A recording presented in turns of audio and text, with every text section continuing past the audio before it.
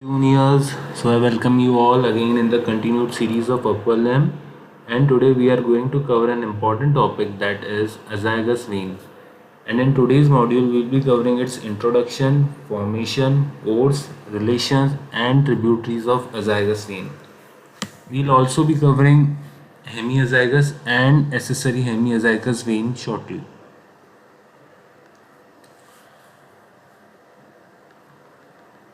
Firstly, orienting you with the azygos vein. So this is I have a 3D anatomy app in which this is our superior vena cava and this is the inferior vena cava. This I have zoomed in, and once again this is superior and this is inferior vena cava. Now the structure where I am highlighting with my yellow pen is the azygos vein. This is the azygos vein.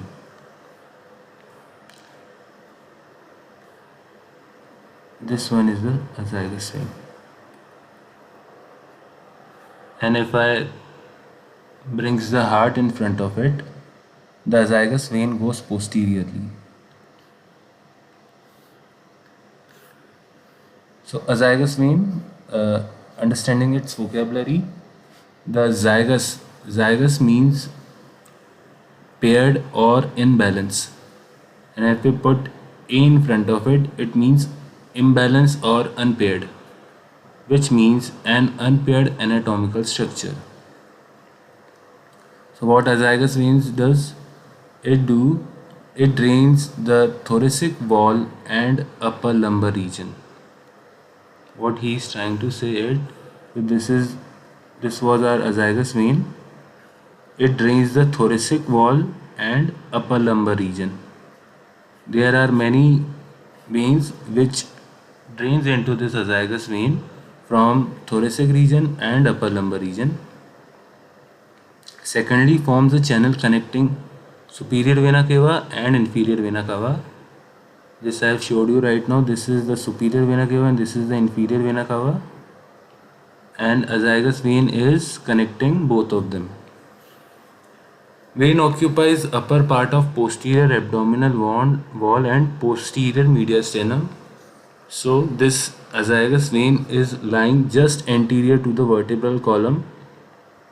Therefore, it occupies the posterior abdominal wall and posterior mediastinum.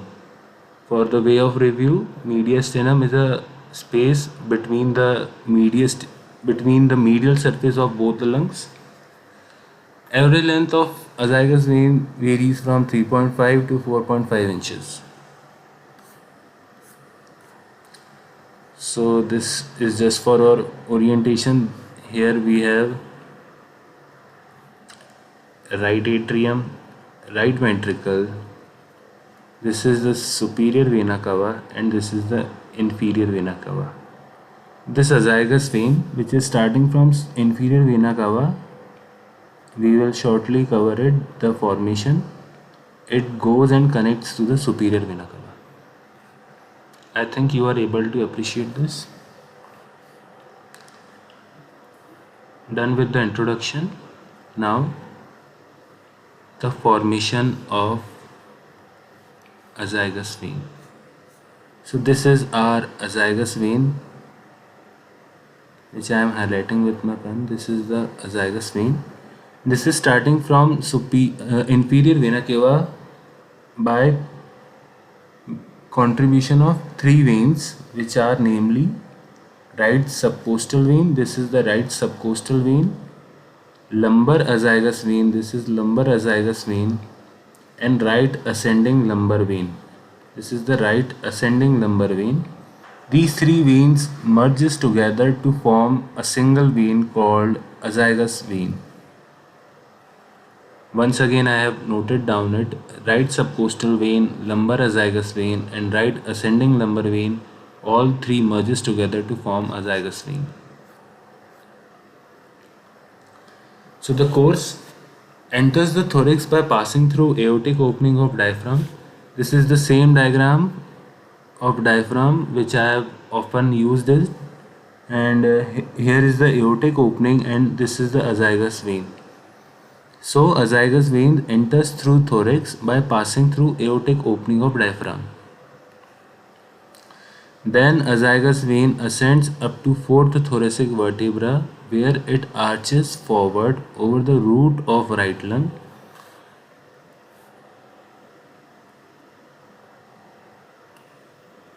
Helping you with this. What here he is trying to say, azygos vein ascends, this is our anterior side, this is the posterior side. Azygos vein ascends up to the fourth thoracic vertebra. For example, this is fourth thoracic vertebra and arches forward over the root of right lung. This arches forward over the root of right lung and ends by joining the posterior aspect of superior vena cava. This is the superior vena cava. This azygos vein joins in this superior vena cava which arches over the root of right lung. Here are the root of right lung. You will able to appreciate shortly with the help of this diagram. This is what the author is saying. This is the azygos vein which goes up to fourth thoracic vertebra and arches over root of lung. This is the root of lung. You haven't seen the root of lung, you don't know the root of lung, you can just view my root of lung videos. So what here it says, it arches over the root of lung and joins the superior vena cava. This is the superior vena cava. Before superior vena cava goes into pericardium. This is the heart which is covered by pericardium.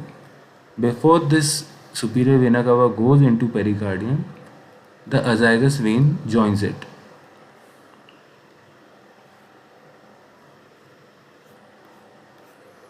I hope you are able to appreciate the course of azygos vein. This was just for review. Now the relations of azygos vein. Relations. This is the cross section of thorax. This is the vertebral column, midsection, and here lies the heart. We will take the help of this diagram to understand the relations of azygos vein. Anteriorly, I have esophagus. This is our anterior side, and this is the azygos vein. So anterior to it, I have the esophagus. This is the esophagus which is lying anterior to the azygos vein. Nextly, posteriorly, in posterior, I have lower 8th thoracic vertebrae and right posterior intercostal artery. This implies the 8th thoracic vertebrae, and posteriorly I have right intercostal arteries. These are the right intercostal arteries. So done with the anterior and posterior relations. Now to the right side we have right lung and pleura and greater splenic nerve. As I have already told you, this is the cross section of thorax, and we have dissected out the right lung, and this is our trachea. So from my point of view, the left lung is behind the trachea, and this space, this void, is of right lung and its pleura. So the structure which are lying in the right side of the azygos vein is our right lung and its pleura. And secondly, I have greater splanchnic nerve. Greater splanchnic nerve is not depicted in this diagram. We will shortly also cover that. In left relations, I have thoracic duct and aorta in lower part. Showing with the help of another diagram. Left relation, this is our thoracic duct. Here is the thoracic duct, green colored duct, thoracic duct and aorta. This is, we are viewing azygos vein from front, and its relation to the left are, in lower part we have thoracic duct and aorta. Similarly, in the upper part I have esophagus, trachea and vagus.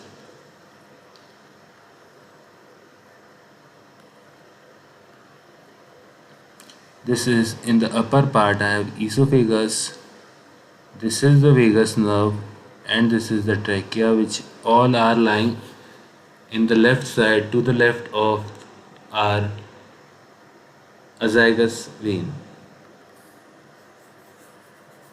Once again showing you,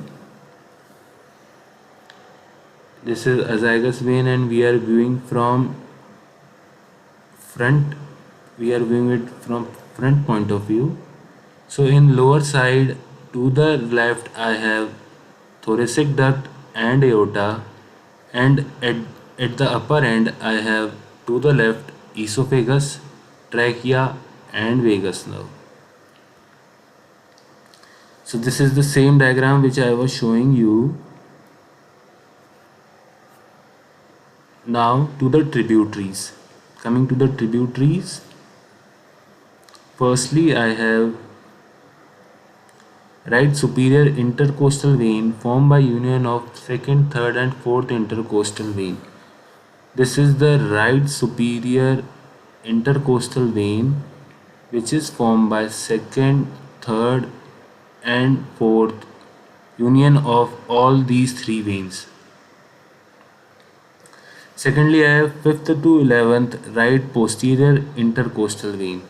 This is 5th to 11th right posterior intercostal veins. These veins collect the venous blood from the thorax and drain into the azygos vein. Third, I have hemiazygos vein at the level of lower border of 8th thoracic vertebra. This is the hemiazygos vein. We will also cover it shortly. Hemiazygos vein. This is at the level of lower border of, so this is the 8th thoracic vertebra, T8.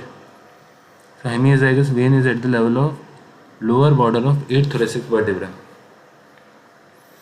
And fourth, I have accessory hemiazygos vein. This is the accessory hemiazygos vein at the level of upper border of 8th thoracic vertebra. As you can appreciate, once again covering all tributaries, right superior intercostal vein. This is the right superior intercostal vein formed by the union of second, third and fourth intercostal veins. Secondly, I have 5th to 11th intercostal vein, hemiazygos vein and accessory hemiazygos vein. These are the tributaries of azygos vein. Now hemiazygos vein, also known as inferior hemiazygos vein, mirror of lower part of azygos vein. This is our azygos vein and this is the hemiazygos vein.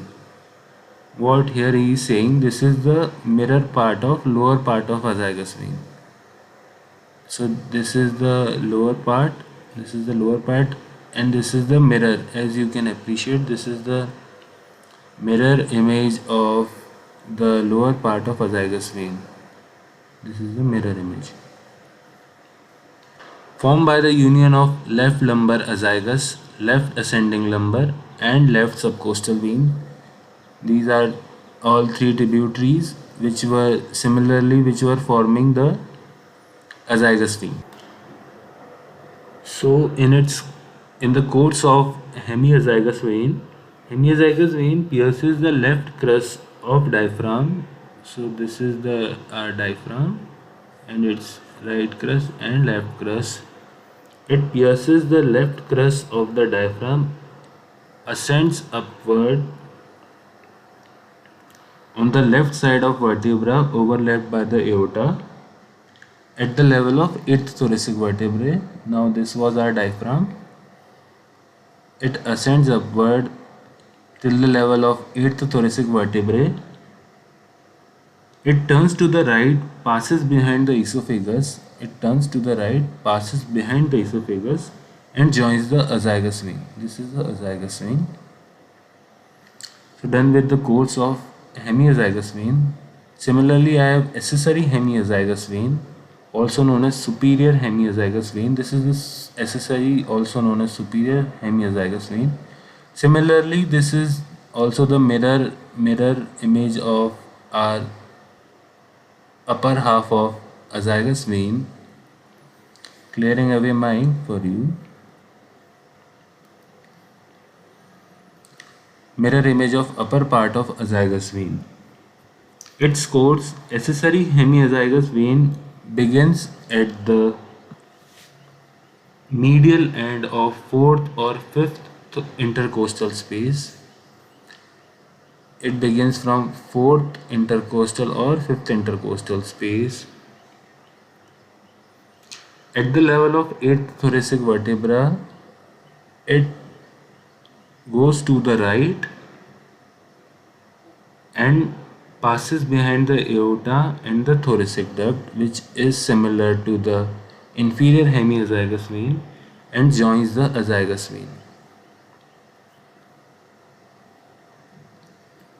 So that concludes our video on azygos vein. If you find this video helpful, do like it and do share it with your friends. Thank you.